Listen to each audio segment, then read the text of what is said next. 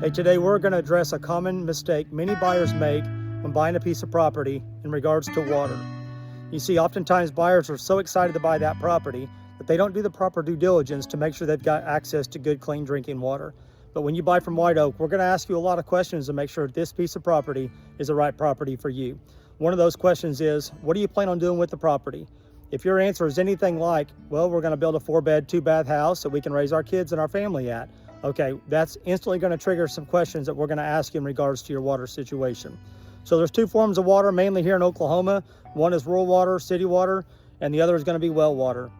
And I'm going to talk about both of them today. So number one, if you're buying a piece of property that's got rural water to it and the seller tells you if there's water at that property, we're going to do our due diligence. We've got the software to find this out, but we're going to talk to our water department at the city, and we're going to verify that we've got good water on that property. We're also going to verify that we can get the proper number of water taps that we're going to want available to do what we need to do with that property.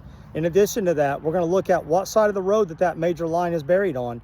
Is that water line on the north side of the highway and your property's on the south side? If so, what are those costs associated with boring that water line underneath the highway or underneath that major road to get water serviceability to your property?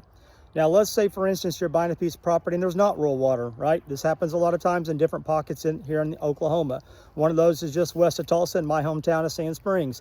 There's a water aquifer that's not real great underneath some of that ground. Many people don't know that. I've seen property advertised with seller credits for water availability or for water well installations. And the problem is you can give a credit for a water well all day long, but if the water well driller can't hit water, what good is that credit? So one of the things we want to look at is we're going to pull reports to see how many neighboring water wells there are on site. I want to see who all has water wells. I'm going to check the water well depths of those water wells to see how deep that driller's having to go to hit good, clean water.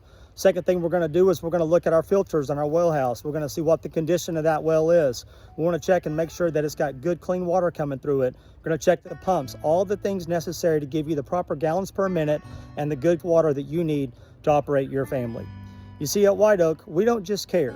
We carry your burdens in regards to real estate.